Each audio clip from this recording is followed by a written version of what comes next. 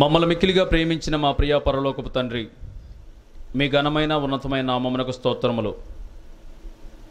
మీ అపారమైన ప్రేమను బట్టి తండ్రి, మరి ఉదయం నుండి కూడా మీ వాక్యం యొక్క లోతులు ఎన్నో నేర్చుకోవడానికి మీరు చూపినటువంటి మహాకృపను బట్టి తండ్రి మీ కృతజ్ఞతలు. మీ బిడ్డలమైన మేము మరొకసారి మీ మాటలు ధ్యానించుచుండగా తండ్రి మీ సహాయాన్ని దయచేయండి. ఏ మాటలు ఏ ఉద్దేశాలతో రాయించారో ఆ ఉద్దేశాలు ఎరుగుటకు మా మనోనేత్రాలు వెలిగించండి. చెప్పబోయే వాక్యం మా జీవితాల్లో ఫలం తీసుకురావాలని యేసుక్రీస్తుల వారి అతి పరిశుద్ధమైన నామమున ఈ ప్రార్థన అడిగి వేడుకుంటున్నాము తండ్రి, ఆమెన్. ప్రియమైన దేవుని వర్లారా, మరి కూడి వచ్చిన మీ అందరికీ కూడా మన ప్రభు ప్రియ రక్షకుడైన యేసుక్రీస్తు ప్రభుల వారి అతి పరిశుద్ధమైన నామములో మీ అందరికీ వందనాలు. మరి దైవజనులందరికీ శుభాభివందనాలు తెలియజేస్తున్నాను.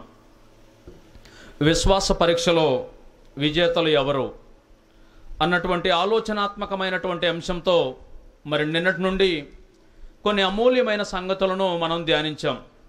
విశ్వాసము అనున్నది అది కంటికి కనబడేది కాదు, అదృశ్యమైనవి ఉన్నవి అని నమ్మటమే విశ్వాసం. అదృశ్యమైనవి ఉన్నవి అని నమ్మటమే విశ్వాసం అయితే, అలా నమ్మిన వారు భూమి మీద ఎంతోమంది ఉన్నారండి. భూమి మీద దేవుని నమ్మిన వారు ఎక్కువ మంది ఉన్నారు. మరి నమ్మిన వారు కేవలం నమ్ముకుంటే సరిపోతుందా అని అంటే, కేవలం నమ్ముకుంటే సరిపోదండి. కేవలం నమ్ముకుంటే సరిపోదు. నమ్మినటువంటి దానిని తన జీవితంలో క్రియల ద్వారా, తన జీవితంలో క్రియల మూలంగా చూపించాలి. అలా క్రియల మూలంగా చూపించినటువంటి క్రియలలో తమ విశ్వాసాన్ని వెల్లడిపరిచిన వారిలోని నిన్న ఎంతోమంది భక్తుల గురించి మనం నేర్చుకున్నాం. అందులో విశ్వాసులకు తండ్రి అయిన అబ్రహామును గురించి మనం నిన్న ధ్యానించాం. దేవుడు అబ్రహామును నమ్మెను, అది అతనికి నీతిగా ఎంచబడ్డది.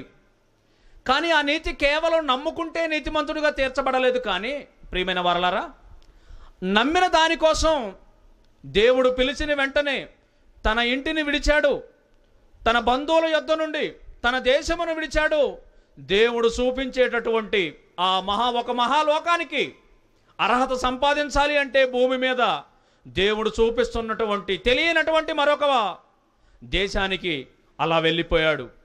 వృద్ధాప్యంలో 100 సంవత్సరాల ప్రాయంలో పుట్టినటువంటి కుమారుణ్ణి బలివ్వు అని దేవుడు అడిగితే ఏమాత్రం సంకోచించకుండా తను నమ్మిన వాని కోసం తన కుమారుణ్ణి బలియాగంగా ఇవ్వడానికి కూడా వెనకాడనటువంటి విశ్వాసులలో గొప్పవాడు, విశ్వాసులందరికీ తండ్రి అబ్రహాము తన క్రియలలో చూపించాడు.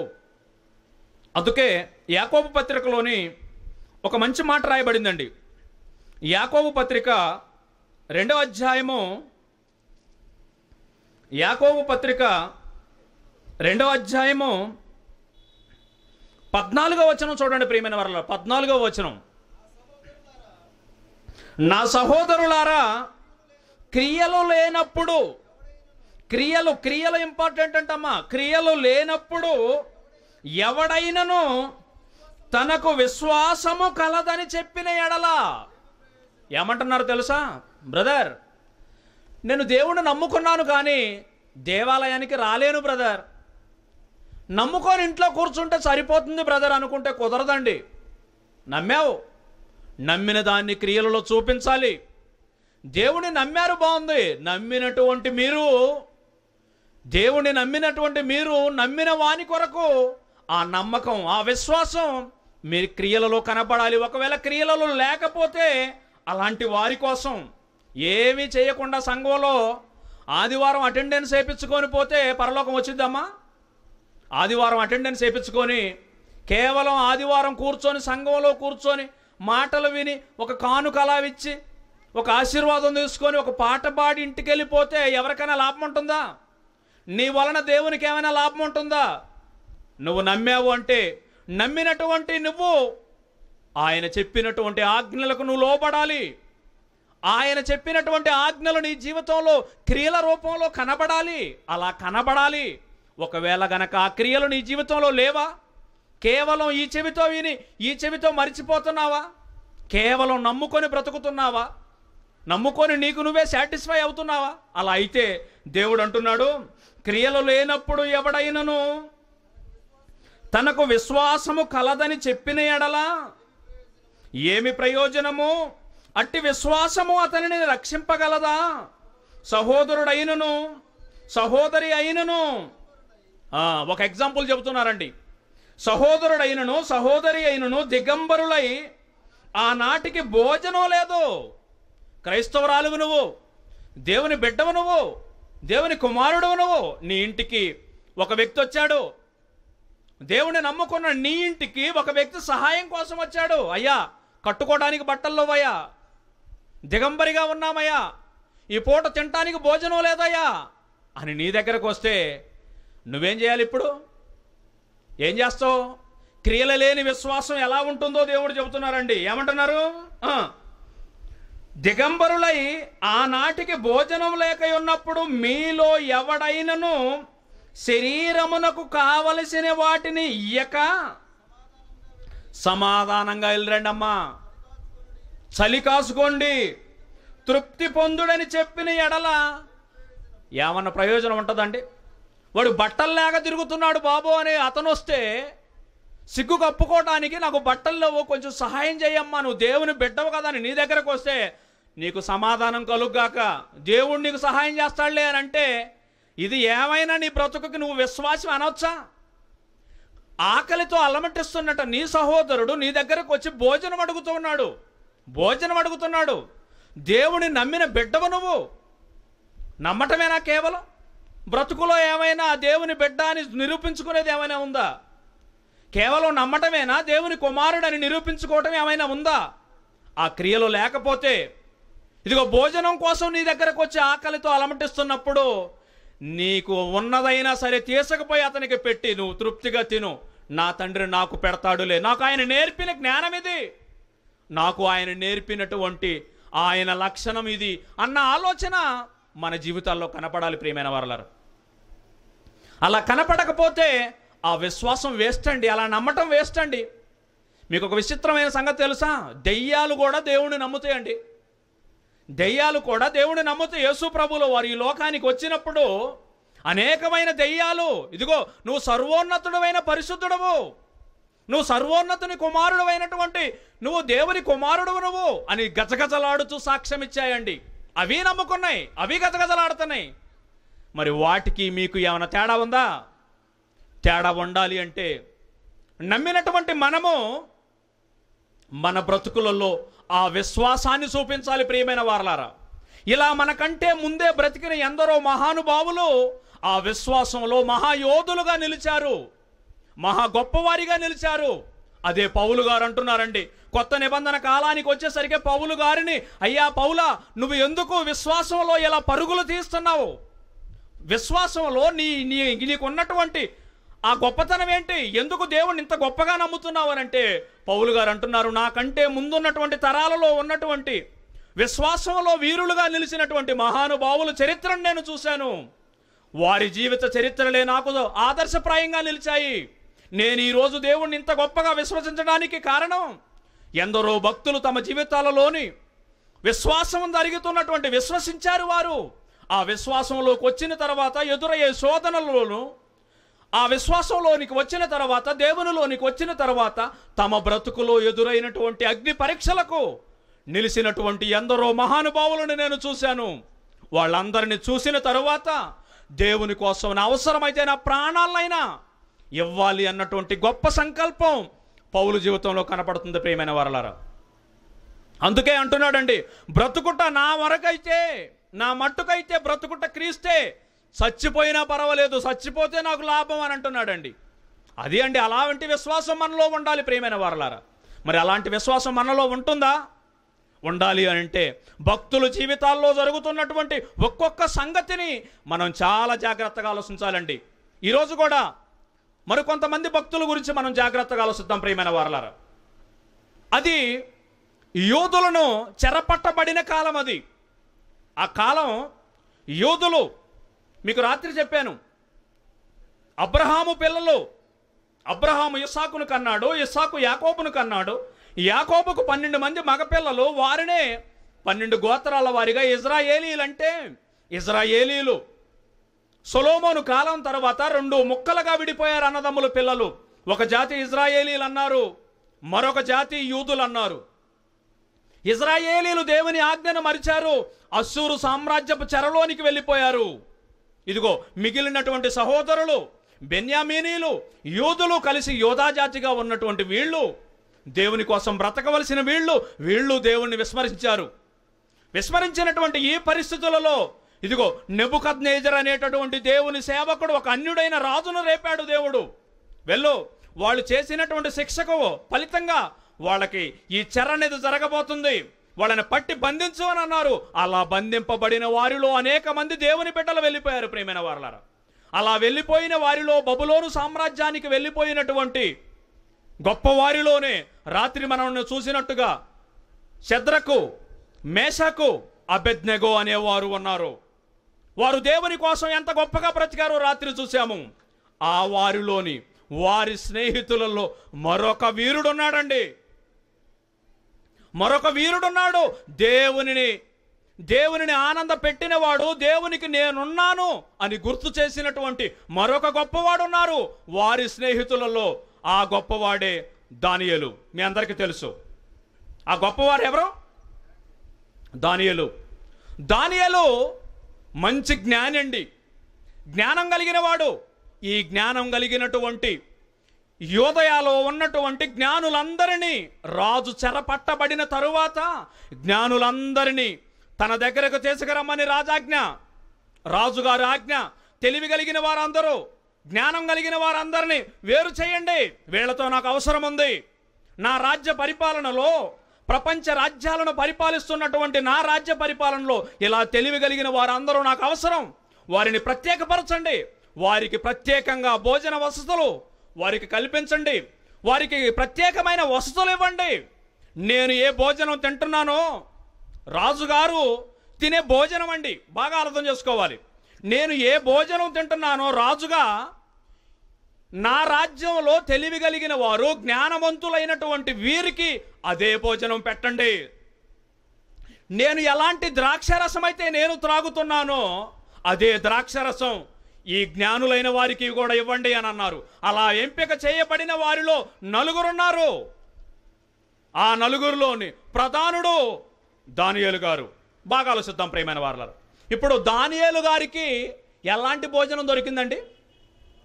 రాజుగారు తినే భోజనం. అమ్మ, రాజుగారు తినే భోజనం అంటే కొంచెం గోంగూర పచ్చడా, కొద్దిగా ఆవకాయ పచ్చడా, రాత్రి పాసిపోయిన అన్నం, కొద్దిగా పెరుగన్నం, అయ్యే ఉంటాయా? ఇంకేమైనా ఉంటాయా? పంచభక్ష పరమాన్నాలు ఉంటాయా, ఉండవా? రాజ్యాన్ని, ప్రపంచ దేశాలను పరిపాలించేటటువంటి మహా సామ్రాజ్యానికి అధిపతి నెబుకద్నెజర్ అనే రాజు కింద ఉంటున్నారు వీళ్ళు. అలాంటి పరిస్థితులలో ఆయన భోజనం తినాలి అన్నటువంటి అవకాశం వీళ్ళకు వస్తే ఆయన భోజనం తినాలి, ఆయన భోజనం తినొచ్చు, ఆయన త్రాగే పానం చేయొచ్చు. ఎంత గొప్ప అదృష్టం వీళ్ళకు దొరికితే దానియేలు ఒక మాట అంటున్నాడండి, వండర్ఫుల్ మాట. చూడండి ఒకసారి బైబిల్లో, దానియేలు గ్రంథము మొదటి అధ్యాయము, దానియేలు గ్రంథము మొదటి అధ్యాయము 8వ వచనం చూడండి ప్రియమైన వారలారా. 8వ వచనంలో, రాజు భుజించు భోజనమును పానము చేయు ద్రాక్షరసమును పుచ్చుకొని తన్ను అపవిత్ర పరచుకొనకూడదని దానియేలు ఉద్దేశించి దేవుడు వీళ్ళకి ఆహార నియమాలు పెట్టాడు. దేవుని ప్రజలైనటువంటి వీళ్లకు, యూదులకు కొన్ని ఆహారపు అలవాట్లు పెట్టాడు. ఇది తినొచ్చు, ఇది తినకూడదు, మద్యం సేవించకూడదు, ఎన్నో ఆజ్ఞలు పెట్టాడు. దేవుడు ఆజ్ఞలు పెడితే దేవుడు పెట్టిన ఆజ్ఞలను చదివినటువంటి దానియేలు, దేవుని మాటలను గుండె నిండా నింపుకున్న దానియేలు, దేవుణ్ణి నమ్ముకున్న దానియేలు, దేశం కాని దేశంలో పరాయి రాజు పరిపాలనలో ఆ రాజ్యంలోని ఒక రాజు ఆజ్ఞ, నేను ఏ భోజనం చేస్తే ఈ జ్ఞానులందరికీ అలాంటి భోజనం పెట్టండి అని రాజాజ్ఞ ఇస్తే ఆ రాజాజ్ఞకు లోబడి ఆ భోజనాన్ని ఆనందంగా స్వీకరించి ఆ పానమును తాగి తమ శరీరాలను సుఖవంతం చేసుకోవలసినటువంటి ఈ పరిస్థితులలో దానియేలు అంటున్నాడండి, ఈ భోజనం నా తండ్రికి ఇష్టమైన భోజనం కాదు ఇది, నా తండ్రికి ఇష్టమైన భోజనం కాదు ఇది, నా తండ్రికి ఇష్టం లేనటువంటి పరలోకపు మా తండ్రికి ఇష్టం లేని ఏ పని ఆయన నమ్మాడు, మనం నమ్మాము అని అంటే బాగా ఆలోచించండి అండి. భోజనం కోసం కొట్టుకు చచ్చేటటువంటి విశ్వాసులు మన మధ్యలో ఉన్నారు. భోజనం కోసం కొట్లాడుకొని భోజనం కోసం దేవుని పనిని మధ్యలోనే మానేసేవాళ్ళు మన మధ్యలో ఉన్నారు. దేవుని పనిని భోజనం కోసం పాడు చేసేవాళ్ళు మన మధ్యలో ఉన్నారు. వాళ్ళందరూ గుర్తించాల్సినటువంటి గొప్ప సందర్భం ఇది. ఒక మహారాజు గారు తినే భోజనం దానియేలు గారు తినమనంటే ఆయన అంటున్నారు, రాజు భుజించు భోజనము పానము చేయు ద్రాక్షరసమును పుచ్చుకొని తన్ను అపవిత్రపరచుకొనకూడదని దానియేలు ఉద్దేశించి తాను అపవిత్రుడు కాకుండానట్లును వాటిని పుచ్చుకొనకుండాను సెలవిమ్మని నపుంసకుల అధిపతిని వేడుకొన్నాడు. అయ్యా, మేము దేవుణ్ణి నమ్మిన బిడ్డలము, మేము కేవలం నమ్ముకుంటే కుదరదు. నమ్మినటువంటి మా తండ్రి మాకు కొన్ని ఆజ్ఞలు ఇచ్చాడు, ఆయన మాటలను మా జీవితాల్లో మేము పాటించాలి. ఆ పాటించటంలో అవసరమైతే ఎలాంటి త్యాగానికైనా రావాలి. అది ఆహారమైనా, అది వస్త్రమైనా, అది పానమైనా, మరి ఏదైనా మా జీవితాలలోనే అలాంటి బ్రతుకులు మా జీవితాల్లో కనపడాలయ్యా. దయచేసి రాజుగారు చెప్పారని, అధిపతి రాజుగారు చెప్పారని నన్ను మాత్రం నా దేవునికి శత్రువుగా నిలబెట్టొద్దు. ప్లీజ్ ప్లీజ్, మాకు ఆ భోజనం వద్దు. నువ్వేం దరిద్రుడు రా బాబు, ఈ భోజనం కోసం ఎంతోమంది కొట్టుకు చచ్చిపోతున్నారు. రాజుగారి తినే భోజనం నీకు దక్కుతూ ఉంటే, ఏదో దేవుడు కనబడనటువంటి దేవుని కోసం అంటే నీకు కనబడడేమో కానయ్యా. నేను నమ్మాను నా తండ్రిని, ఆయన మాటను నేను ఎప్పటికీ శిరసావహిస్తాను. ఒక సామాన్యుడిగా, జ్ఞానం తెలిసిన వాడిగా, దేవుని మాటల గుండెలో నిండిన వాడిగా, దేవుని నమ్మిన వాడిగా దానియేలు పలుకుతున్నాడండి. అప్పుడు అధిపతి భయపడ్డాడు. ఒకవేళ ఈ సంగతి కనుక రాజుకు తెలిస్తే రాజు చూస్తాడు, ముఖాలన్నీ చూస్తాడు. ఎవరి ముఖం తలతలలాడుతుంది, ఎవరి ముఖం మంచిగా అందంగా కనిపిస్తుంది. ఒకవేళ రాజుగారు తిన్న భోజనం ప్రకారం తిని వీళ్ళు చక్కగా నిద్రిస్తే వీళ్ళ ముఖాలన్నీ కూడా చక్కగా దివ్యంగా కనపడతాయి. ఒకవేళ దానియేలు, నీకు కొద్ది రోజులు సమయం ఇస్తాను, ఒక వారం, ఒక 10 రోజులు నీకు సమయం ఇస్తాను, నువ్వు ఏ ఆహారం నీ దేవుడు చెప్పాడో అది పోయి తిను. ఇదిగో మిగిలిన వాళ్ళందరూ కూడా రాజుగారు ఇచ్చినటువంటి ఈ భోజనం తింటారు. వాళ్ళ ముఖాలు, నీ ముఖాలు ఒక వారం తర్వాత చెక్ చేస్తాను. ఒకవేళ చెక్ చేసినప్పుడు నీ ముఖం కనుక వాళ్ళకంటే వికారంగా కనపడిందా, నీ ముఖం వాళ్ళ ముఖం కంటే అందవిహీనంగా కనపడిందా, నేను చెప్పినట్టుగా రాజుగారి ఆజ్ఞ ప్రకారం నేను ఏ భోజనం ఇస్తే ఆ భోజనం తినాలి అని అన్నారు. అలాంటి సమయంలో మాంసాహారాన్ని పక్కన పెట్టి శాకాధాన్యాన్ని తిన్నటువంటి గొప్పవాడండి. భోజనం విషయంలో కూడా తన్ను తాను ఎంతగా నియంత్రించుకుంటాడో బాగా ఆలోచించండి ప్రియమైన వారలారా. కొద్ది రోజుల తర్వాత అందరికంటే దేవుణ్ణి నమ్మినటువంటి దానియేలు ముఖం దగదగా మెరిసిపోతుంది. అధిపతి ఆశ్చర్యపోయాడండి. ఇంత శ్రేష్టమైన భోజనాన్ని తిన్న వీళ్ల ముఖాల్లో ఆ కలలేదే. దేవుడి మాటకు లోబడి ఆయన ముఖం ఎంత అందంగా ఉంది అని అనుకున్నాడు, కాంతివంతంగా కనపడుతుంది అని అనుకున్నాడు. అలాగే దానియేలు, నీ జీవితంలోని నువ్వు ఏది తినాలనుకుంటే అది తినేసేయి, దేవుడు నీకు ఏది చెబితే అది చేయని అన్నాడండి. దానియేలు కీర్తి, ఆ యోదయ సామ్రాజ్యంలో నుంచి చెరపట్టబడినటువంటి దానియేలు కీర్తి బబులోను మహాసామ్రాజ్యంలో మొదలైందండి. అలాంటి మొదలైనటువంటి ఆ రోజులలో ఆ రాజ్యాన్ని పరిపాలిస్తున్నటువంటి భయంకరుడు, ప్రపంచ రాజ్యాలను గడగడలాడించిన వాడు, ప్రపంచ రాజ్యాలను హస్తగతం చేసుకున్నటువంటి నెబుకద్నెజరు ఒకరోజు కలగన్నాడండి. నెబుకద్నెజరు ఏం చేశాడు? ఒక కలగన్నాడు. కంగారు పడ్డాడు, గజగజలాడిపోయాడు. రాత్రి నిద్ర పట్టలేదు, లేచాడు. తెల్లారేసరికనే రాజ్యం అంతా కూడా కలత చెందింది. ఏంటి ఏంటి ఏంటి అందరూ కూడా ఎలా ఆడావడిగా ఉన్నారు అని అంటే, మన రాజుగారు కలగన్నారంట, మన రాజుగారు కలగని కలలోనే కంగారు పడ్డారంట, మన రాజుగారే కంగారు పడ్డారు, ఆయన దివాలుగా కూర్చున్నాడు కలత చెంది అని అందరికీ కూడా సమాచారం వెళ్ళిపోయింది. ఇప్పుడు జ్ఞానులు ఎవరైతే రాజు యొక్క భోజనాన్ని భుజించారో, ఎవరైతే రాజు యొక్క పానమును సేవించారో వారందరినీ పిలిపించారండి. రాజ్యంలో ఉన్న అధిపతులు అందరినీ పిలిపించారు. మీరు జ్ఞానవంతులు కదా, మీరు తత్వశాస్త్రం చదివిన వారు కదా. ఇప్పుడు ఒక ప్రశ్న మీ అందరికీ. నేను రాత్రి కలగన్నాను, కంగారు పడ్డాను, ఆ కలభావం ఏంటో చెప్పండి, ఆ కలభావం ఏంటో చెప్పండి అని అన్నారండి. చెప్పండి అన్న తర్వాత అందరూ పోయి, మేధావులందరూ పోయి రాజుగారి దగ్గరకు పోయి, రాజా అలాగే నువ్వు చెప్పినట్టుగానే నీ కలభావం ఏంటో చెబుతాము, అసలు ముందు కళ చెప్పండి అయ్యా అని అన్నాడు. కళ చెప్పండి అయ్యా, ఆ కళ అర్థం ఏంటో మేము చెబుతాము. ఎరా కళ అర్థం చెబుతావా, కళ అర్థం చెబుతావా? కళ అర్థం చెప్పగలిగిన నీకు నా కళ ఏంటో కూడా తెలిసి ఉండాలి కదా. నేను చెప్పను కళ, అసలు నేను మర్చిపోయాను. రాత్రే కలగన్నాను, కంగారు పడ్డాను, కళ మర్చిపోయాను. అసలు ఏ కలగన్నానో తెలియదు, ఎందుకు కంగారు పడ్డానో తెలియదు, కళ మర్చిపోయాను. కళ చెప్పాలి, నువ్వు కలభావం చెప్పాలి. తేడా వచ్చిందా? నీ మెడకాయ ఉంటుంది కానీ మెడకాయ మీద తలకాయ ఉండదు. పో, నీ చదువుకున్న తత్వజ్ఞానం, నువ్వు నేర్చుకున్న విద్య మొత్తం ఉపయోగించి మరలా రండి. సమయం ఇచ్చాడండి రాజు, సమయం ఇచ్చాడు రాజు. అందరూ కూడా విచారంలో కుంగిపోయారు, అందరూ విచారంలో కుంగిపోయారు. అలాంటి విచారంలో కుంగిపోతున్నటువంటి జ్ఞానులలో దేవుని నమ్మినటువంటి ఒక జ్ఞాని ఉన్నాడు. ఎవరా జ్ఞాని? Mister Daniel. దానియేలు గారు ఉన్నారు. దానియేలు గారు దేవుణ్ణి, నాయనా నువ్వు నమ్మినటువంటి నీ బిడ్డలైనటువంటి యూదులలో మేమున్నాము. యూదులలో అనేకమైన బిడ్డలు మరణావస్థలోకి వెళ్ళిపోతారు. రాజు చంపేయడానికి ఆజ్ఞ వచ్చేసింది. సమయం గడుస్తూ ఉంది. నీ దయ ఉంటే, నీ కరుణ ఉంటే, నీ కుమారుడిగా నాకు ఆ కళ ఏంటో చెప్పు నాయనా అని అన్నాడు. చూడండి, వండర్ఫుల్. అక్కడ రాసింది చూడండి, 2వ అధ్యాయము 25వ వచనంలోని, రాజ్యం అంతా గజగజలాడిపోతూ మేధావులంతా గుప్పెట్లోని తమ ప్రాణాలను పెట్టుకొని భయపడుతున్న ఆ రోజులలోని ఒక ఆనందకరమైన వార్త వినపడుతుంది. ఏంటి ఆ ఆనందకరమైన వార్త? 2వ అధ్యాయము, దానియేలు గ్రంథము 2వ అధ్యాయము 25వ వచనం. కావున అరియోకు రాజునకు భావము తెలియ చెప్పగల ఒక మనుష్యుణ్ణి చెరపట్టబడిన యూదులలో నేను కనుగొంటిని. రాజ సముఖమున మనవి చేసి దానియేలును త్వరగా రాజు సన్నిధికి తోడుకొని పోయెను.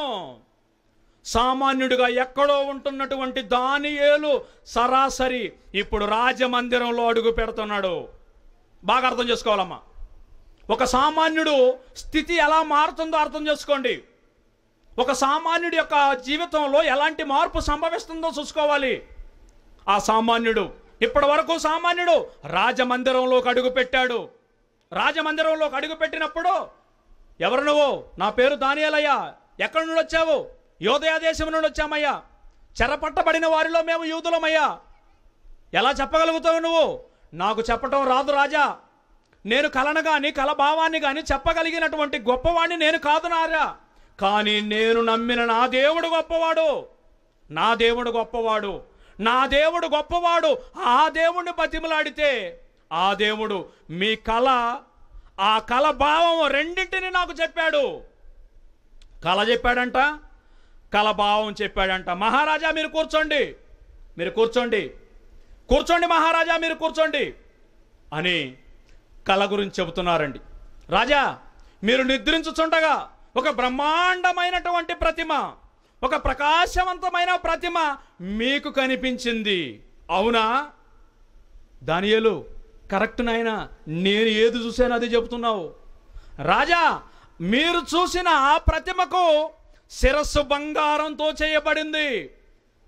దాని భుజములు, దాని రొమ్ము ఇదంతా కూడా వెండితో చేయబడింది. దాని ఉదరము, దాని తొడలు ఇత్తడితో చేయబడ్డాయి. దాని పాదములు, దాని మోకాళ్ళు ఇవన్నీ కూడా ఇనుముతో చేయబడ్డాయి. దాని పాదములు మాత్రం ఇనుము మరియు మట్టి కలయికలతో ఉన్నాయి. చూడటానికి ఎలా ఉంది కానీ రాజా, అది ఒక ప్రకాశవంతమైన బ్రహ్మాండమైనటువంటి ప్రతిమ. అవునా కాదా అని అన్నాడండి. అవునా కాదా అని అనగానే దానియేలు భలే చక్కగా చెప్పావు అని అన్నాడండి. ఆ రోజు నెబుకద్నెజరు చూసిన ప్రతిమ ఎలా ఉంటుందో ఒక ఊహా చిత్రం చూద్దామండి. ఒక ఊహా చిత్రం స్క్రీన్ మీద చూద్దాం.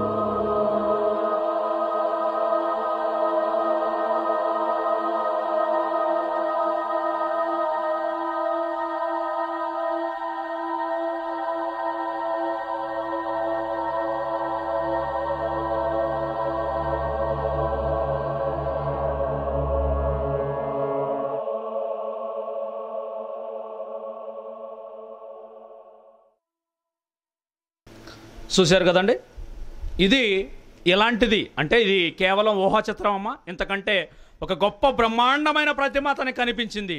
ఇది చూస్తే ఎవరన్నా రాజుగా ఉన్నవాడు ఎవరైనా కంగారు పడతారా? ఇది చూసిన వాళ్ళు మీరు ఏమైనా కంగారు పడ్డారా? కంగారు ఎప్పుడు పడ్డాడో తెలుసా? ఇది కనిపించింది నాయనా మీకు, ఇది కనిపించింది, అవునా? అవును దానియేలు. అప్పుడు చేతి సహాయము లేని రాయి, చేతి సహాయము లేని రాయి ఆకాశం నుండి బయలుదేరింది. చేతి సహాయము లేని రాయి ఆకాశము నుండి బయలుదేరింది. అది సాక్షాత్తు మీరు చూసినటువంటి ఆ బ్రహ్మాండమైన ప్రతిమ పాదాల దగ్గర పడింది. ఆ పాదాలు వేటితో తయారు చేయబడ్డాయి? మట్టి ఇనుము, మట్టి ఇనుము, మట్టి ఇనుము కలయికతో చేయబడిన ఆ పాదాల దగ్గరకు వచ్చిన ఆ చిన్న రాయి ఆకాశము నుండి మానవ చేతి సహాయము లేని ఆ రాయి విగ్రహాన్ని దంచటం మొదలుపెట్టింది. ఎక్కడి నుండి? పాదాల దగ్గర నుండి.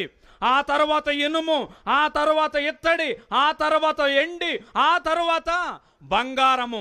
ఏ లోహాన్ని వదలకుండా దుగ్గు దుగ్గుగా కొట్టేసింది. మొత్తం పొడైపోయింది. ఒక భయంకరమైన గాలి వచ్చేసింది, అది కొట్టుకొని పోయింది రాజా. అప్పుడు కంగారు పడ్డారు. అవునా? అవునయ్యా దానియేలు, నువ్వు అక్షరాల నిజం, నువ్వు చెప్పింది అక్షరాల నిజం. ఇంతకు దీని భావం ఏంటి? దీని భావం ఏంటో తెలుసా రాజా? దీని భావం, మీరు మహాచక్రవర్తి, మీరు ప్రపంచం అంతా కూడా మీ చేతికి దేవుడు అప్పగించాడు.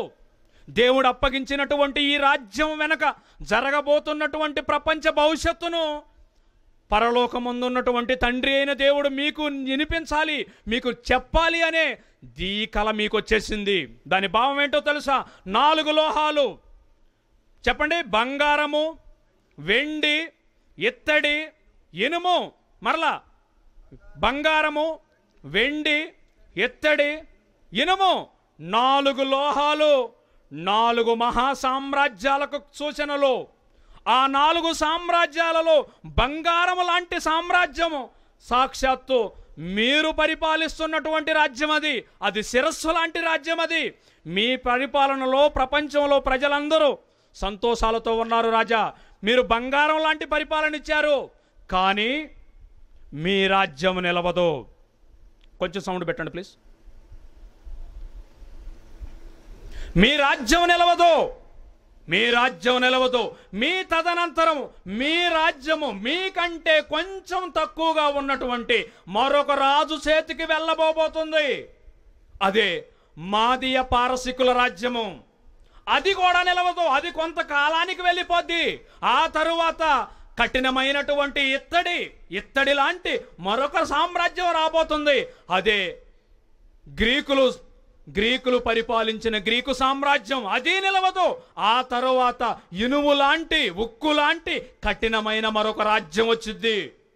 ఆ రాజ్యం అది రోమన్ చక్రవర్తుల రాజ్యం. ఆ రాజ్యకాలంలో పరలోకంలో నుండి చేతి సహాయము లేని ఒక రాయి అక్కడ పడిందే.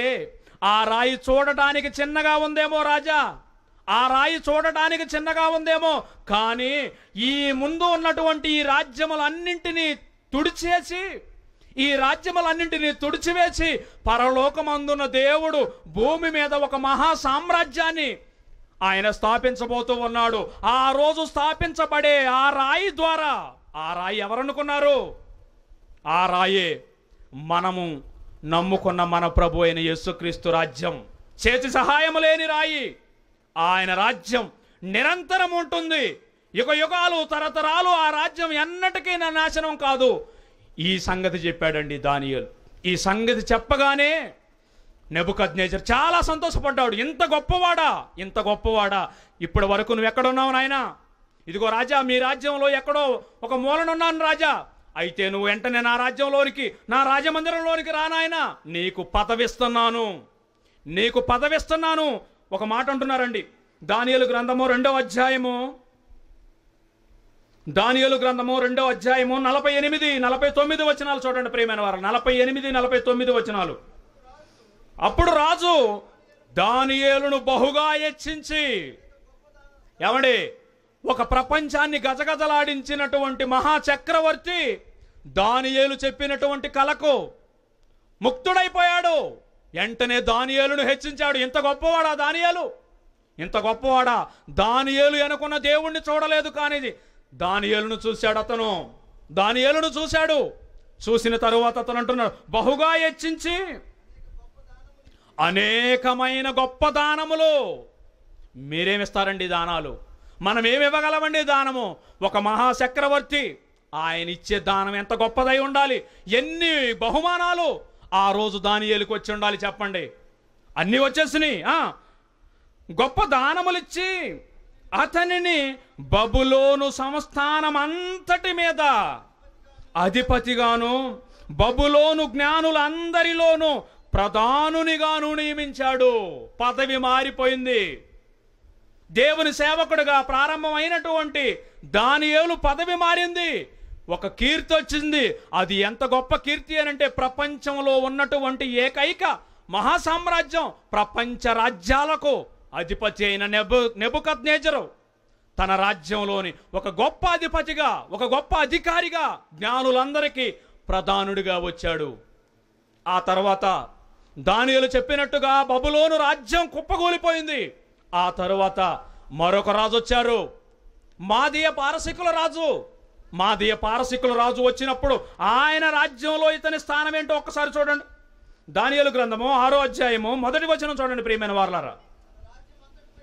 దానియేలు గ్రంథము 6వ అధ్యాయము 1వ వచనం. తన రాజ్యం అంతటి పైన అధిపతులుగా ఉండుటకై 120 అధిపతులను నియమించుటకు దర్యావేషు, ఇప్పుడు కొత్త రాజు వచ్చాడు. ఇంతకు ముందు ఉన్నది నెబుకద్నెజరు అనే రాజు, ఇప్పుడు దర్యావేషు అనే రాజు. బంగారం నుండి వెండికి వచ్చేసింది. దేవుడు చెప్పినటువంటి కలభావం నిజమైంది. దేవుడు చెప్పినటువంటి భవిష్యత్తు నిజమైపోయింది. అప్పుడు రెండవ సామ్రాజ్యం, మాదీయ పారసీకుల సామ్రాజ్యం, ఆ సామ్రాజ్యపు అధిపతి దర్యావేషు. ఏమంటున్నాడు? వారిపైన 120 మంది అధిపతులను నియమించుటకు దర్యావేషుకు ఇష్టమైపోయింది. 120 మంది పెద్దవారు, గొప్పవారిని నియమించి ఆ 120 మందికి సూపర్వైజర్స్, ఆ 120 మందికి మేనేజర్స్. ఆ మేనేజర్లలో 3 గొప్ప అధిపతులను మరలా వారిపైన, ఆ 3 పైన రాజు ఉంటారన్నమాట. ఆ 3లో ఎవరున్నారంట చూడండి. వారిపైన 3 ప్రధానులుగా నియమించెను. ఆ 3లో దానియేలు ముఖ్యుడు. దానియేలు ముఖ్యుడు. దానియేలు చరిత్ర తెలిసిపోయింది రాజుకి. దానియేలు గొప్పవాడన్న సంగతి రాజుకు అర్థమైపోయింది. ఒక గొప్ప స్థానానికి ఇచ్చేశాడు. పదవి ఎంత గొప్పగానో వచ్చేస్తుంది. తినటానికి తిండికి కొదవలేదు, కట్టుకోవడానికి బట్టకు కొదవలేదు, రాజ్యంలో పేరుకు కొదవలేదు. ఇన్నొచ్చిన తర్వాత దేవుణ్ణి ఎవరండి నమ్మేది? ఇన్నొచ్చిన తర్వాత ఎవడా నమ్ముతాడా? ఇన్నొచ్చిన తర్వాత గుడికి వస్తామా? 10 కోట్లుంటే ఇక్కడికి వచ్చి వాక్యం వింటారా మనం? 10 కోట్లుంటే నేను వచ్చి వాక్యం చెబుతానా? అది మన విశ్వాసం. అలా ఉంటే అలా చెప్పండి. మన విశ్వాసం అలా ఉండకూడదు. ఏమున్నా ఏమి లేకపోయినా, తినటానికి తిండున్నా, కట్టుకోవడానికి బట్టున్నా లేకపోయినా దేవుని కోసం బ్రతకాలి అని ఒక్కసారి నమ్మితే ప్రియమైన వారలారా, మన జీవితంలో ఆ క్రియలు ఎన్నటికీ కూడా పోకూడదండి. దానియేలు బ్రతుకులు మనం నేర్చుకోవాల్సినటువంటి గొప్ప పాఠం అండి. తను ఎంత ఉన్నత పదవులకు ఎక్కినా దేవుడంటే మాత్రం గజగజలాడిపోతూ ఉన్నాడండి.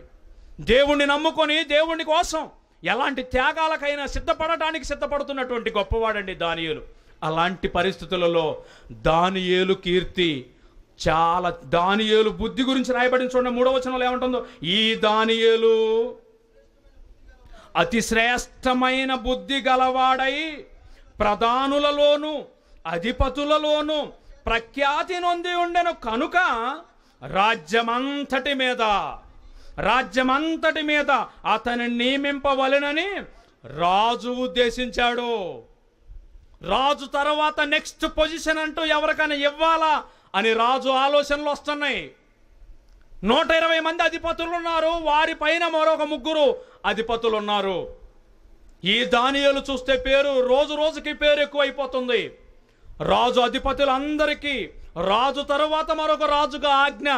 ఈ దానియేలుకి ఇచ్చే ఆలోచనలో ఎవరు రాజు ఉన్నారు? ఇది గమనించారండి చుట్టుపక్కల వారు. దేవుణ్ణి నమ్ముకున్నటువంటి అతని బ్రతుకులో దేవుని యొక్క విశ్వాసంలో కొనసాగుతూ ఉండగానే తన బ్రతుకులో శోధనలు మొదలవుతూ ఉన్నాయి. బాగా ఆలోచించాలి. తన బ్రతుకులో శోధనలు మొదలవుతూ ఉన్నాయి. నీ బ్రతుకులో శోధనలు ఎలాగైతే వస్తాయో, మన బ్రతుకులలో శోధనలు ఎలాగైతే వస్తాయో, దానియేలు బ్రతుకులో శోధన మొదలైంది. పరలోకంలో ఉన్న దేవునికి నమ్మకస్తుడుగా వెళుతున్నటువంటి ఆ దినాలలో ఇతని నమ్మకం దెబ్బతినాలి, ఇతనికి అధికారం దక్కకూడదు అని కుట్ర పన్నారండి ఈ అధిపతులందరూ. ఈ అధిపతులందరూ కుట్ర పన్నారు. ఒకరోజు రాజుగారి దగ్గరికి వెళ్ళారు. రాజుగారి దగ్గరికి వెళ్ళి వాళ్ళు 7వ వచనంలో ఏమంటున్నారు చూడండి. అధిపతులు 6వ వచనం చదువుతాం బ్రదర్. ఆ ప్రధానులను అధిపతులను రాజునొద్దకు సందడిగా కూడి వచ్చి ఇట్లనిరి, రాజుకు దర్యావేసు చిరంజీవి వై ఉందుగాక. ఎలా ఉండాలంట? చిరంజీవే. పవన్ కళ్యాణ్ వద్దా? చిరంజీవి అంటే అర్థం ఏంటిది? ఎక్కువ కాలం బ్రతకాలని కోరుకోవటం, అంతేనా? చిరంజీవై ఉందుగాక. రాజ్యపు ప్రధానులు, సేనాధిపతులు, అధిపతులు, మంత్రులు, సంస్థానాధిపతులు అందరూ కూడి రాజు దగ్గరికి వెళ్ళిపోయారండి. రాజు దగ్గరకు పోయి ఇప్పుడు రాజుగారికి ఏమంటున్నారో తెలుసా? రాజా, మాకు ఒక చట్టం చేయాలి రాజా. ఏంటా చట్టం తెలుసా? ఈ రోజు నుండి కొద్ది దినాలు, ఒక నెల రోజులు, ఈ రోజు నుండి ఒక నెల రోజులు ఈ రాజ్యంలోని మీ పరిపాలన క్రింద ఉన్న సమస్తమైనటువంటి జనాంగము మిమ్మల్ని తప్ప మరి ఏ ఒక్కరికి మనవి చేయకూడదు. తమ దేవునికైనను తమ అధిపతులకైనను ఏ ఒక్కరికి కూడా మనవి చేయకూడదు. మీకు మాత్రమే మనవి చేయాలి రాజా. ఒకవేళ ఈ ఆజ్ఞకు ఎవరైనా ధిక్కరించి, ఒకవేళ వాళ్ళ దేవుడికో లేకపోతే వాళ్ళకు తెలిసిన అధిపతులకు వారు మనవి చేస్తే, అలా మీ ఆజ్ఞను ధిక్కరించినటువంటి వారిని వెంటనే తక్షణమే తీసుకుపోయి సింహాల బోనులో పడేద్దాము అని అన్నారండి. అమ్మా, ఏం చేయొద్దంట? మనవి అంటే అర్థం ఏంటిది? ప్రార్థన. మనమంటే ప్రార్థన. ఇప్పుడు వీళ్ళు ఏం చెబుతున్నారు? ఎవరికి ప్రార్థన చేయమంటున్నారు? రాజుకు మాత్రమే ప్రార్థన చేయాలి. దానియేలు గారికి ప్రార్థన చేసే అలవాటు ఉందా లేదా? మరి మనకుందా లేదా? మన గురించి మాట్లాడొద్దు ప్లీజ్. ఏదైనా ఉంటే వాళ్ళ గురించి చెప్పండి, కానీ మా గురించి అసలు వద్దు అని అంటారా? ప్రార్థన చేయాలండి. అపోస్తలులు ఎడతెగక ప్రార్థన ఎందుకు చేయాలి? పరలోకంలో నుండి వచ్చి మన కోసం ప్రాణం పెట్టిన యేసుక్రీస్తు రాత్రి అంతా కొండల మీద ఎందుకండి ప్రార్థన చేయాలి? ప్రార్థన చేయాలి ప్రేమైన. దేవునితో ఆ కనెక్షన్, దేవునితో ఆ బంధం తెగిపోకూడదంటే మనం ఎప్పుడు కూడా దేవుని సన్నిధిలో మోకరించి ప్రార్థన చేయాలి ప్రేమైన వారల. మీరందరూ కూడా ప్రార్థన చేయాలండి. ఇలాంటి పరిస్థితులలో ఒక కష్టం వచ్చేసింది. ఇప్పుడు ఒక ఆజ్ఞ జారీ అయింది. ఆ ఆజ్ఞ ఏంటో తెలుసా? రాజైన మీకు తప్ప ఏ దేవుడికైనను, ఏ అధిపతికైనను, ఏ ఒక్కరికైనను ఎవడైనా ప్రార్థన చేస్తే అట్టివాడిని తీసుకుపోయి ఎక్కడ ఏమంటున్నారు? సింహాల బోను. సింహం అంటే ఎంత ఉంటుందమ్మా? అమ్మా, సింహం అంటే ఎంత ఉంటుంది? ఎంత ఉంటుందా? ఎంత ఉంటుందా? ఎలా ఉంటుందా? ఇక్కడ కూర్చున్న మగవాళ్ళు ఉన్నారే, ఈజీగా 10 మందిని ఒక్క పంజాతో కొట్టగలిగినటువంటి అంత పెద్దగా ఉంటుంది. అసలు సింహాన్ని మనం గనక ఈ లైన్లో చూస్తే ఇక్కడ ఏ ఒక్కడో నిలవడు. వాక్యం చెప్పే నాతో సహా మీకంటే ముందే పోతానేమో, అంతేనా? ఈ సంగతి దానియేలుకు తెలుసా తెలీదా? రాజుగారి ఆజ్ఞ ఆల్రెడీ వచ్చేసింది. ఇప్పుడు మోకరించి ప్రార్థన చేసేవన్న సంగతి రాజుకు తెలిస్తే, ప్రార్థన చేయకపోతే ఒక పరీక్ష. ఇప్పుడు విశ్వాసానికి జరుగుతున్న పరీక్ష ఇది. విశ్వాస పరీక్షలో ఇప్పుడు దానియేలు విజేతగా నిలుస్తాడా లేకపోతే ఓడిపోతాడా? ఈయన విజయం వెనక దేవుడు అక్కడ ఎదురు చూస్తూ ఉన్నాడు. నా దానియేలు, నన్ను నమ్ముకున్న నా కుమారుడు నాకు విజయాన్ని అందిస్తాడా, నన్ను ఓటమి పాలు చేస్తాడని దేవుడు ఎదురు చూస్తున్నాడు. ఎలాగైనా సరే ఈ దానియేలు చేత ఓటమి పాలయ్యేలాగా దేవునికి అపకీర్తి తేవాలి అని సాతానుడు ఎదురు చూస్తూ ఉన్నాడు. ఈ సంగతి దానియేలుకు బాగా తెలుసు. పొరపాటును గనక ప్రార్థన చేశానా, రాజు వస్తాడు, ఆజ్ఞ కోసం పట్టుతారు, తీసుకుపోయి సరాసరి సింహపు బోనులో కాదు, సింహాల బోనులో. అక్కడ ఒకటి ఉందా లేకపోతే ఎక్కువ ఉన్నాయా? అసలు ఏమన్నా మన మాట వింటుందా అది? ఏమా ఇట్లా చిటికేస్తే మన వైపు ఉంటుందా? లేకపోతే ఒక బిస్కెట్ తాగేది అది? ఏం చేస్తే ఆగిద్దండి అది? దాన్ని ఏం చేస్తే ఆగుతుంది? సింహపు గుహలో పడ్డారు అని అంటే ప్రాణం పోతుందని తెలుసు. ఏమంటే ప్రార్థనేగా. మనమైతే ఇంతే అని అంటాం. ప్రార్థనేగా, చేస్తే అంత, చేయకపోతే అంత. ప్రభువా పగులంతా కష్టపడ్డాను, అంతా నువ్వే ఉన్నావు, ఆమెన్ అని పడుకుంటాం మనం. ఇదే ప్రార్థన. ఉదయం లేచినామంటే ప్రభువా మరి బయటికి వెళ్తున్నాను, నీదే బాధ్యత. ఇదే ప్రార్థన మనది. ఇతను వెళ్ళి ఎలాంటి ప్రార్థన చేస్తున్నాడు చూడండి. మా 10వ వచనం చూడండి. 10వ వచనంలో ఏమంటున్నాడు? ఇట్టి శాసనము సంతకము చేయబడినని దానియేలు తెలుసుకొనినను అతడు తన ఇంటికి వెళ్ళి యథాప్రకారం అంటే అర్థం ఏంటది? రోజు చేస్తాడనమాట. ఇతను రోజు చేస్తాడనమాట ప్రార్థన. మనం ఎప్పుడన్నా రోజు చేస్తున్నామా? కనీసం మీ గుండె మీద చేసుకొని చెప్పండి, వారానికి ఒక రోజున చేస్తున్నారా ప్లీజ్? అమ్మా చేస్తున్నారా? చేయండి. ఈ రోజు నుంచి మొదలు పెట్టండి ప్లీజ్. ఈ రోజు నుంచి మొదలు పెట్టండి. ఇప్పటి వరకు చేయకపోతే చేయకపోయారు, ఈ రోజు నుంచి మొదలు పెట్టండి దయచేసి ప్లీజ్. ఈ రోజు ఇంటికి వెళ్ళండి అంటే ఒక్క నిమిషం మోకరించి, నా తండ్రి పాపినైనా నన్ను క్షమించు, ఈ రోజు నుండి నీ సన్నిధికి వస్తున్నానని ఈ రోజు నుంచి మొదలు పెట్టండి. మీరు యథాప్రకారంగా చేస్తున్నాడు అంటండి దానియేలు. యథాప్రకారముగా అనుదినము ముమ్మారు మోకాళ్ళునే. అబ్బో ఎంత పెద్ద అధిపతి! రాజు తరువాత ప్రపంచ రాజ్యానికి మరొక గొప్పవాడిగా ఉన్నటువంటి దానియేలు ముమ్మారు మోకరిస్తున్నాడంటండి. మోకరించా. మనం పండుకొనే ప్రార్థన చేయం, ఈయన మోకరించి ప్రార్థన చేస్తున్నాడు. ఏమంటున్నాడు? తన ఇంటికి వెళ్ళి యథాప్రకారముగా అనుదినము ముమ్మారు మోకాళ్ళుని తన ఇంటి పైగది కిటికీలు యెరూషలేము తట్టుకు తెరవబడి ఉండగా తన దేవునికి ప్రార్థన చేయుచు ఆయనను స్తుతించుచు వచ్చెను. తెలిసి చేస్తున్నాడా, తెలియక చేస్తున్నాడా?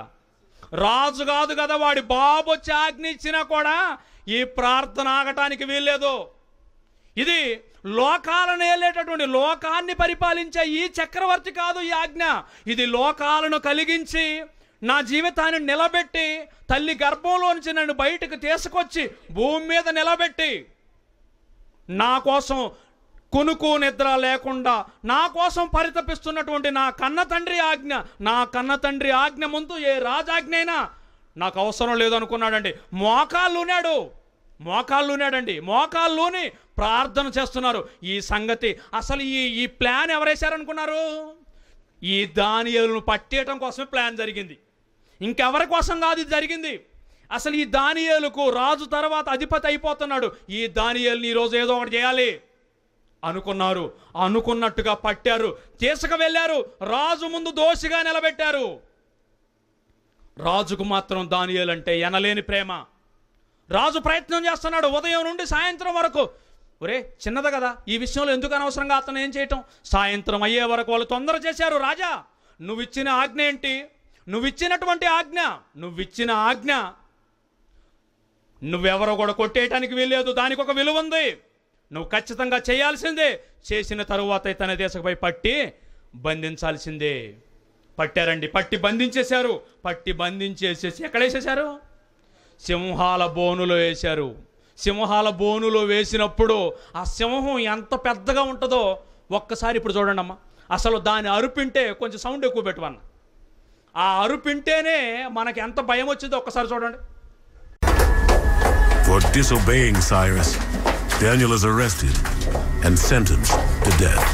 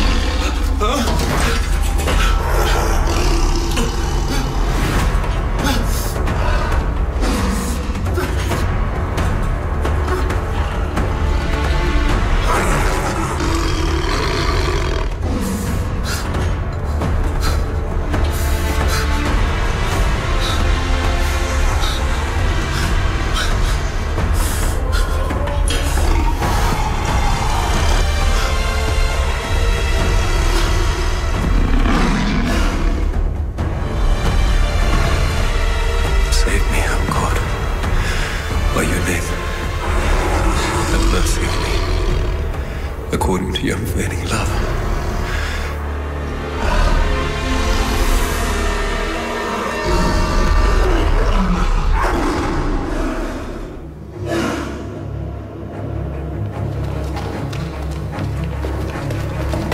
Sire, are you unwell?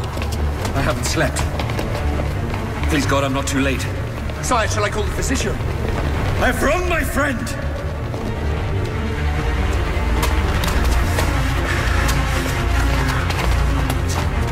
Open it.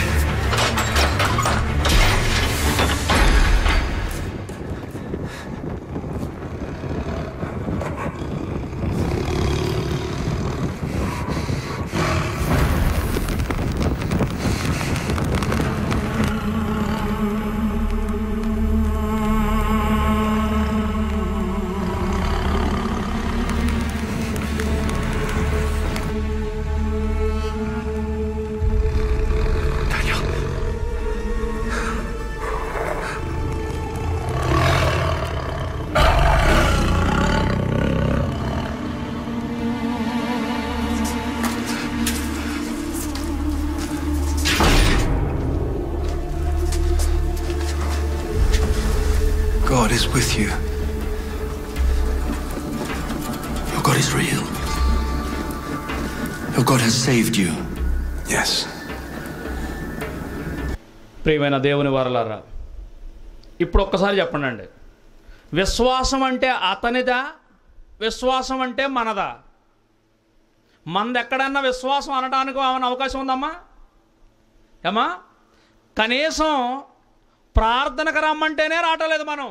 కానీ నమ్మిన వాని కోసం గుహలోనికి వెళ్ళడానికి వెనకాడకుండా వెళ్ళిపోయాడండి. రాత్రి అంతా ఉన్నాడు.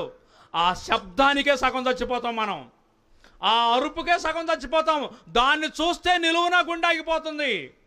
కానీ అతని విశ్వాసం సింహపు నోళ్లను మూయించేటటువంటి గొప్ప విశ్వాసం. యేసు ప్రభులు వారు అన్నారండి, ఇదిగో నేను మరలా ఈ భూమి మీదకి వచ్చినప్పుడు ఈ భూమి మీద ఉన్నటువంటి మనుషులలో నేను విశ్వాసము కనుగొనునా అని అన్నాడండి. విశ్వాసము కనుగొనునా అంటే ఏంటి, అర్థం ఏంటది? విశ్వాసము కనుగొనునా అని అంటే అర్థం ఏంటో తెలుసా? విశ్వాసం అసలు ఉండదని కాదు అర్థం. విశ్వాసం ఉంటుంది. ఎలాంటి విశ్వాసం? మేము నమ్ముకున్నాము, ఆదివారం వెళ్ళాము, ఆరాధన చేసేసాము, కానుకిచ్చాము, ఇంటికి వచ్చాము, చచ్చిపోయాము, నరకానికి వెళ్ళిపోయాము. ఎలాంటి విశ్వాసమా? ఈ విశ్వాసం గురించి మాట్లాడటం లేదు. ఆయన దానియేలుకు ఒకనాడు ఉన్నటువంటి ఆ విశ్వాసము, ఇదిగో నేను మరలా వచ్చేటప్పుడు అలాంటి విశ్వాసిని నేను భూమి మీద కనుగొంటానా? శద్రకు, మెషకు, అబేద్నెగో అనే వారి విశ్వాసము, అగ్నిలోనికి నడిచినటువంటి ఆ విశ్వాసము నేను మరలా భూమి మీదకు వచ్చేటప్పటికి కనుగొంటానా అంటున్నాడు. ప్రియమైన వారలారా, అదండి విశ్వాసం అనంటే. అదండి విశ్వాసం అంటే. అలాంటి గొప్ప విశ్వాసం మనలో ఉండాలి ప్రియమైన వారలారా. ఎప్పుడైతే దానియేలు లోపల పడ్డాడో రాజు ఆహారం తినలేదండి. ఆ రోజు రాజు ఆహారం తినలేదు. ఆ రోజు నాట్యాలు బంద్, అన్ని సమస్తము రాజ్యమంతా విచారంగా ఉంది. కారణం, ఆ రాజ్యానికి అధిపతి అయిన వాడు ఆ రోజు ఆహారం తినకుండా ఉపవాసం ఉండిపోయాడండి. తెల్లవారేసరికేనే చీకటి పడుతూ ఉండగానే చకచకా వచ్చేసాడు. లోపల ఉన్నటువంటి దానియేలును అడుగుతున్నాడు, దానియేలు, నువ్వు నమ్ముచున్న నీ దేవుడు నిన్ను రక్షింపగలిగేనా అని అంటే దానియేలు వండర్ఫుల్ మాట చెబుతున్నాడండి. ఏమంటున్నాడు? 22వ వచనం చూడండి. దానియేలు గ్రంథము 6వ అధ్యాయము 22వ వచనం. అందుకు దానియేలు, రాజు చిరకాలము జీవించునుగాక, నేను నా దేవుని దృష్టికి నేను నా దేవుని దృష్టికి నిర్దోషిగా కనబడుతుని కనుక ఆయన తన దూతను అంపించి సింహములు నాకు ఏ హానియు చేయకుండా వాటి నోళ్లు మూయించెను. Shut up your mouth. సింహాలు నోరు మూసుకొని కూర్చోండి. నా కుమారుడైనటువంటి దానియేలు లోపల ఉన్నాడు. దానియేలు నా కుమారుడు సింహపు బోనులో అడుగు పెట్టిన మరుక్షణం ఏ సింహము శబ్దం చేయకూడదు. ఏ సింహం అయినా సరే అలా కాళ్ళు కట్టుకొని కూర్చోవాల్సిందే. ఈ రాత్రి అంతా మీకు భోజనం బంద్, ఏమి తినకూడదు, ఏమి శబ్దం చేయకూడదు. తెల్లవారిన దాకా రాత్రి అంతా సింహాలకు పనిష్మెంట్ అయిపోయిందండి. దానియేలు విశ్వాసం, ప్రియమైన వారలారా, అదండి విశ్వాసం అంటే. దేవునికి ఆయన గెలిచాడు, పరలోకంలో ఉన్నటువంటి దేవుణ్ణి విజేతగా నిలిపాడండి. అలాంటి విశ్వాసం మనలో ఉందా ప్రియమైన వారలారా? ఇలా ఎందరో అతిరథ మహారాజులు దేవుని కోసం భూమి మీదకు వచ్చి తమ జీవితాల్లో దేవుని ఎంతగానో గొప్పగా తమ బ్రతుకులలో చూపించినటువంటి మహామహులు వీళ్ళను జీవితాలను చదువుతూ ఉంటే మనసు పులకించిపోతూ ఉందండి. ఎంట్రుకలన్నీ నిలబడిపోతూ ఉన్నాయి, మనసంతా పులకించిపోతూ ఉంది. మన బ్రతుకులో ఈ మాటలు ఎందుకు రాయించారో తెలుసా? ఇలాంటి దానియేలులు మరలా మన మధ్యలో కనపడాలనే కదా దేవుడు రాయించింది. ఇలాంటి శద్రకు మేషాకు అబేద్నెగో అనే వారు మన మధ్యలో కనబడాలనే కదా దేవుడు రాయించింది. కానీ చదువుకుంటున్నాం, చప్పట్లు కొట్టుకుంటున్నాం, గొప్ప అనుకుంటున్నాం, కానీ ఇలాంటి విశ్వాసం మన బ్రతుకుల్లో కనబడటం లేదు ప్రియమైన వారలారా. దేవుడిని నమ్మి వదిలేస్తామా? దేవుడి కోసం ఏమి చేతగాని వారమా? మనం ఏమి చేయలేని చేతగాని వారమా? ఎందుకండి అలాంటప్పుడు? ఎందుకండి దేవుడిని నమ్ముకోవటం ప్రియమైన వారలారా? దేవుని కోసం చెయ్యాలి. కనీసం ఇంటిలో నుంచి కూడా రాలేని విశ్వాసం ఎందుకు? నీకంటే కాళ్ళు లేని అవిటివాడు బెస్ట్. వాడు కాళ్ళు లేక లోపల కూర్చుంటున్నాడు, నువ్వు కాళ్ళుండి కదలలేని సోమరవి. నువ్వు ఇంట్లో ఉండాల్సిన వాడివి కాదు, శ్మశానంలో ఉండవలసిన వాడివి. ఎందుకు నీ వల్ల దేవునికి ఉపయోగం? దేవుని కోసం ఏదైనా చెయ్యాలి ప్రియమైన వారు. సచ్చే లోపు దేవుని కోసం ఏ ఒక్కడిని మార్చలేరా మీరు? దేవుని కోసం ఏ ఒక్క త్యాగం మీరు చేయలేరా? మీరు చెయ్యాలి ప్రియమైన వారలారా. ఇన్ని లక్షల రూపాయలు ఖర్చు పెట్టాము మనం. ఎందుకండి ఖర్చు పెట్టింది? మనం వండుకొని మనం తినటానికా? దేవునికి మహిమకరంగా ఏమైనా చేయలేమా? ఏదైనా చెయ్యాలి ప్రియమైన వారలారా. దానియేలు విశ్వాసం మన జీవితాలకు ఎంత ఆదర్శం అండి, ఎంత ఆదర్శం అండి. ఎంతోమంది భక్తులు ఇలా ఉన్నారు. మరొక భక్తుడిని గురించి చూద్దాం, చూడండి. దేవుడు అంతటి గొప్పవారు ఏమంటున్నారు? కీర్తనల గ్రంథము 96వ అధ్యాయము 6వ వచనం చూడండి ప్రియమైన వారలారా. కీర్తనల గ్రంథము 99 చూద్దామండి. 99లోనే 99:6 దేవుడు అంటున్నాడండి, ఆయన యాజకులలో, నా యాజకులలో మోషే అహరోనులు ఉన్నారు. నా యాజకులలో ఎవరుంటారంటున్నారు? మోషే అహరోనులు ఉంటున్నారు అని అంటున్నారండి. అప్పుడప్పుడు క్రికెట్కి వెళ్ళేటప్పుడు మన బోర్డు వారు ఉంటారు కదండి, క్రికెట్ బోర్డు. ఆ బోర్డు వాళ్ళు అంటుంటారు, మనకేంటి అది పాకిస్తాన్ అయితే మాకేంటి, లేకపోతే ఆస్ట్రేలియా అయితే మాకేంటి, మన జట్టులో సచిన్ టెండూల్కర్ ఉన్నాడు అంటారా అనరా? మన జట్టులో యువరాజ్ సింగ్ ఉన్నాడు, మన జట్టులో కోహ్లీ ఉన్నాడు అని వీళ్ళు అంటూ ఉంటే, పరలోకంలో ఉన్నటువంటి దేవాది దేవుడు అంటున్నాడు, నా జట్టులో మోసే ఉన్నాడు. వండర్ఫుల్ అండి. నా జట్టులో మోసే ఉన్నాడు, నా జట్టులో అహరోను ఉన్నాడు, నా జట్టులో ఒక సమూయేలు ఉన్నాడు. ఎంత పులకించిపోతే దేవుని నోట ఎలాంటి మాటలు రావాలి ప్రియమైన వారలారా. తమ బ్రతుకుల్లో దేవుణ్ణి ఎంత గొప్పగా చూపిస్తే వాళ్ళ గురించి ఇంత గొప్పగా పులకించిపోయి చెప్తాడండి దేవుడు. ఎంత పులకించిపోయి ఉంటాడండి. ఆ మోసే బ్రతుకుతున్నప్పుడు దేవుడు ఎంత ఆనందపడ్డాడో, ఒక దానియేలు భూమి మీద ఉన్నప్పుడు దేవుడు ఎంత పరవశించిపోయాడో. దేవుని భక్తులు భూమి మీద బ్రతుకుతున్నప్పుడు వారి జీవితాలను చూసి ఎంత గొప్పగా దేవుడు ఆనందించిపోయాడు. మన జీవితాలు ఏంటండి ఎలా అయిపోయినాయి? మన బ్రతుకులు ఏంటండి ఎందుకు ఎలా అయిపోతున్నాయి? దేవుణ్ణి దుఃఖ పెట్టడం కోసమే మనం వచ్చామా? దేవుణ్ణి బాధ పెట్టడం కోసమే మనం ఇక్కడికి వచ్చామా ప్రియమైన వారలారా? దేవుణ్ణి ఎందుకోసమో మనం నమ్ముకున్న మన దేవుణ్ణి ఏడిపిస్తున్నామా మనము? నిన్ను బట్టి నన్ను బట్టి ఆయన ఏడుస్తున్నాడండి. ఆయన ఏడుస్తున్నాడు ప్రియమైన వారలారా. ఇర్మియా గ్రంథము 13వ అధ్యాయం చూడండి. ఇర్మియా గ్రంథము 13వ అధ్యాయము 17వ వచనం చూడండి. దేవుడు అంటున్న మాట అండి, ఈ రోజు నీ హృదయం కరగకపోతే ఇంకెప్పటికీ కరగదు. దేవుడి బాధ ఏంటో నీకు అర్థం కావాలి. దేవుడి కోసం బ్రతకాలన్న తపన నీలో పుట్టాలి. దేవుడు తన నోట సర్వలోకాలను కలిగించిన దేవుడు, సమస్తాన్ని నడిపిస్తున్న దేవుడు, కునుకు నిద్ర మానేసుకున్న దేవుడు నీకోసం నీ అవిధేయతను బట్టి, నా అవిధేయతను బట్టి ఆయన నోటొస్తున్నటువంటి బాధాకరమైనటువంటి మాట అండి. ఏమంటున్నాడు? అయినను మీరు ఆ మాట విననొల్లని ఎడల మీ గర్వమును బట్టి నేను చాటును ఏడుస్తున్నాను రా అని అంటున్నాడండి. ఎంత బాధ అండి దేవునికి, ఎంత బాధ అండి. అసలు ఈ మాట చదువుతుంటే కళ్ళెమ్మట నీళ్లు తిరగటల్లా మీకు? నేను చాటును ఏడుస్తున్నాను. కోటాను కోట్ల మంది దేవదూతల సేవకుల మధ్య ఏడిస్తే యజమానుడిగా నా విలువ తగ్గిపోతుందేమోనని వాళ్ళు చూడకుండా చాటుకు తిరిగి ఏడుస్తున్నాడు. ఎందుకో తెలుసా? నువ్వు చేసేటటువంటి పాపపు పని, నేను చేసే పాపపు పని, మన పాప క్రియలను బట్టి పరలోకపు తండ్రి దుఃఖిస్తున్నాడు. ప్రేమైన వారలారా, ఒకనాడు తన భక్తులను చూసి పరవశించిపోయిన ఆ కన్న తండ్రి ఈరోజు దుఃఖపెట్టే స్థితిలో మనం ఉన్నాము అని అంటే ఇంకెప్పుడండి మనం మారేది? చెప్పండి, ఇంకెప్పుడు మారతాం? ఆ మాట చదవండి, ఇంకెంత బాగుందో. మీ గర్వమును బట్టి నేను చాటున ఏడ్చుదును. యెహోవా మంద చెరపట్టబడినందున నా నేత్రము బహుగా వలపోయిచు కన్నీరు విడుచుచున్నది. కన్నీరు విడుస్తుందంట. ప్రియమైన వారలారా, దేవుని కోసం బ్రతకాలండి. దేవుని కోసం ఎలాంటి త్యాగాలకైనా సిద్ధపడాలండి. మోషే నా జట్టులో ఉన్నాడు, అహరోను నా జట్టులో ఉన్నాడు, సమూయేలు నా జట్టులో ఉన్నాడు అని అంటున్నారండి. మోషే మీ అందరికీ తెలుసు, 80 సంవత్సరాల ప్రాయం వరకు తన బ్రతుకులో ఏమీ అర్థం కాకుండా 40 సంవత్సరాలు రాజమందిరంలో పెరిగాడు. మరో 40 సంవత్సరాలు అరణ్యానికి పారిపోయి ఎక్కడో మిద్యాను ప్రాంతంలో ఉన్నాడు. అక్కడ దేవుడు ప్రత్యక్షమై మండుచున్నటువంటి అగ్ని పొదలో మాట్లాడుచు, నాయనా మోషే, నా సంకల్పం ఎంత గొప్పదో తెలుసా నాయనా? నువ్వేంటి నాయన ఇక్కడికి వచ్చేసావు? ఇలా బ్రతుకుతున్నావేంటయ్యా? నీ గురించి నేను పెట్టుకున్న ఆశలు, నేను పెట్టుకున్న కలలు నువ్వు నిజం చెయ్యవా అనంటే నిజం తెలుసుకొని బాధతో కుంగిపోయి 80 సంవత్సరాల ప్రాయంలో మొదలుపెట్టాడండి దేవుని పని. అలా దేవుని పనిలోకి వచ్చి నమ్మకంగా దేవుని నమ్మాడు. దేవుని పనిలోకి రాగానే సాతానుడు ఊరుకుంటాడా? సాతానుడు ఊరుకోడు. ఎలాగైనా సరే దేవుణ్ణి ఎక్కడ గెలిపిస్తాడో మోసే. దేవుని జట్టులో ఒక బలమైనటువంటి యోధుడు వచ్చేసాడు.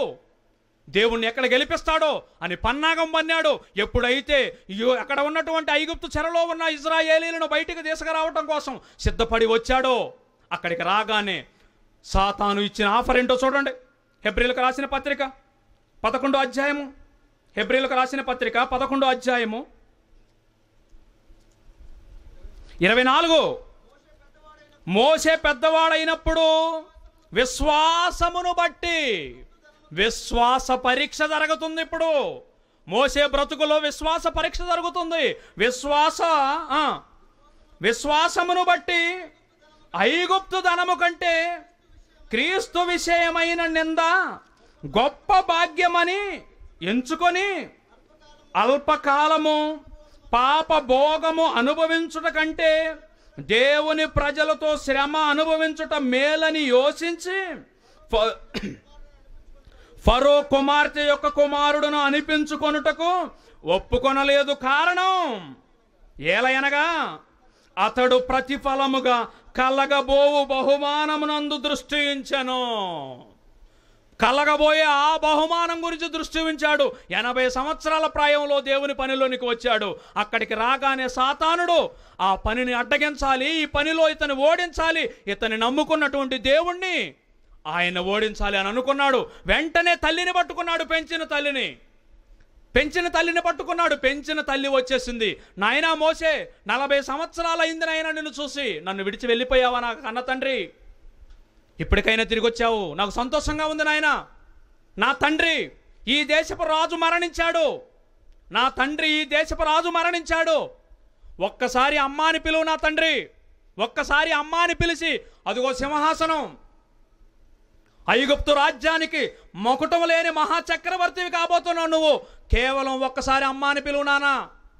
అమ్మా అని ఒక్కసారి పిలిస్తే చాలు, ఈ సింహాసనము నీదే, ఈ సింహాసనము నీదే.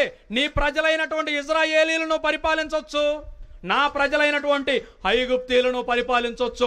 ఈ ధనమంతటికి కూడా, ఐగుప్తు దేశపు ధనమంతటికి నువ్వు ఏకైక అధిపతివి నువ్వే. ఒక్కసారి అమ్మా అని పిలువు నానా అని అన్నాడండి. అప్పటికే 80 సంవత్సరాల వయసు అయిపోయింది. ఎందుకు పుట్టాను అన్న సంగతి అప్పుడు అర్థమైంది. అప్పుడు అర్థమైంది, ఒక తీక్షణమైనటువంటి ఒక దృఢ సంకల్పంతో వచ్చాడు. సాతానుడు ప్రారంభంలోనే పని చెడగొట్టాలని అనుకుంటున్నాడు, ఓడించాలి అని అనుకుంటున్నాడు. అప్పుడు తల్లికి చెప్పాడండి, అమ్మా నువ్విచ్చినటువంటి ఈ అల్పకాలపు భోగం నాకొద్దు. ఈ సింహాసనం ఉంటుంది, కానీ నేను కొద్ది రోజులే ఈ సింహాసనం మీద ఉంటాను. కానీ నా తండ్రి ఇచ్చే సింహాసనము అది చాలా గొప్పదమ్మా. అది తరతరాలు ఉండేది, అది యుగయుగాలు ఉండేది. ఆయన నా మీద పెట్టుకున్న నమ్మకం నేను నిజం చేయాలి అంటే ఈ సింహాసనం మీద కూర్చొని నేను రాజవస్త్రాలు వేసుకొని ఈ అంతఃపురంలో పంచభక్ష పరమాణాలు తిని ఇక్కడ సుఖపడటానికి కాదమ్మా నేను వచ్చింది. దేవుని ప్రజలైనటువంటి ఈ ఐగుప్తీలో చెరలో ఉన్నటువంటి ఇజ్రాయేలీలను పాలు తేనెలు ప్రవహించే ఆ దేశానికి తీసుకువెళ్ళటం కోసం దేవుని ఆజ్ఞ తీసుకొని వచ్చానమ్మా. నన్ను క్షమించు, నీ ధనమొద్దు. అవసరం అనుకుంటే రాబోయే ఆ క్రీస్తు గురించి, రాబోయే దేవుని అద్వితీయ కుమారుడైన యేసుక్రీస్తు గురించి ఈ ప్రజల కోసం అవసరం అనుకుంటే ఎన్ని నిందలైనా ఎన్ని అవమానాలైనా, అవసరం అనుకుంటే నా ప్రాణమైనా ఇస్తాను అనుకుని వచ్చేసాడండి. దేవుణ్ణి గెలిపించాడు. తన బ్రతుకులో విశ్వాస పరీక్షలో విజేతగా నిలిచాడు. ప్రియమైన వారలారా, ఇలా ఎందరో దేవుని ఉన్నతంగా సమాజానికి చూపించి అసువులు బాసి మనకు ఆదర్శప్రాయంగా నిలిచారు. ప్రియమైన వారలారా, మరి మన బ్రతుకులలో ఎలాంటి ఆదర్శప్రాయం ఏమి ఉండదా? మన బ్రతుకులలో కనీసం ఒక్కరినైనా మనం మార్చలేమా అని అంటే మనం ప్రయత్నం చేయటం లేదండి. మీరు ప్రయత్నం చేయాలి. నువ్వు ఎలాంటి స్థితిలో ఉన్నా దేవుడు నిన్ను పిలుస్తూనే ఉన్నాడు. ఇప్పటి వరకు పాపం చేసావని బాధపడుతున్నావా? ఈరోజు నీ పాపానికి స్వస్తి చెప్పు. ఇక నేను పాపం చేయనని దేవుని ఎదుట మాట ఇవ్వు. ఆ మాటను నిలబెట్టడం కోసం నీ జీవితంలో ఎలాంటి త్యాగానికైనా వెనకాడకు. చెల్లి, తమ్ముడు, మీరెవరూ కూడా దేవుని యొక్క ఆజ్ఞలకు ధిక్కరించొద్దు. దేవుడు మన మీద పెట్టుకున్న నమ్మకాన్ని మనం పాడు చేయకూడదు. దేవుని కోసం బ్రతకాలి. ఇలా బ్రతికిన వారు ఎంతో గొప్పగా ఉన్నారు. ఆ గొప్పవారి లిస్ట్ ఒకసారి చూసి ముగించేసుకుందామండి. హెబ్రీలకు రాసిన పత్రిక 11వ అధ్యాయము 31వ వచనం చూడండి. ప్రియమైన వారు, 31వ వచనం నుండి, విశ్వాసమును బట్టి రాహాబను వేశ్య, చివరికి వేశ్య కూడా దేవుని గెలిపించిందా? అవును, గెలిపించింది. దేవుని గెలిపించింది. విశ్వాసపు ముసుగులో, విశ్వాసి ముసుగులో ఉన్నటువంటి మనం దేవుని మోసగిస్తున్నాం. ప్రియమైన వారలారా, ఎంతోమంది వేశ్యలు, ఎంతోమంది పాపాత్ములు దేవుణ్ణి తెలుసుకున్నారు. తమ పాప జీవితానికి స్వస్తి చెప్పారు. దేవుని యొక్క కీర్తిని ఆకాశానికి ఎత్తారు. తమ పేరులు జీవగ్రంథంలో స్థిరం చేసుకున్నారు. ఏమంటున్నారు? రాహాబను వేశ్య వేగుల వారిని సమాధానముగా చేర్చుకొనినందున అవిధేయులతో పాటు నశింపకపోయెను. ఇకను ఏమి చెప్పుదును? గిద్యోను, బారాకు, సంసోను, యెఫ్తా, దావీదు, సమూయేలు అను వారిని గూర్చియు ప్రవక్తలను గూర్చియు వివరించుటకు సమయం చాలదు. ఎంతోమంది యోధులు ఉన్నారు, ఎంతోమంది గొప్పవారు ఉన్నారు. వారి జీవితాలు దేవుణ్ణి ఆనందపెట్టాయి. ప్రియమైన వారు, మనకు సమయం లేదు కాబట్టి మీరు బాగా చదవండి అమ్మా. సమయం ఉన్నంత వరకు కూడా మీకు చెప్పగలిగిన.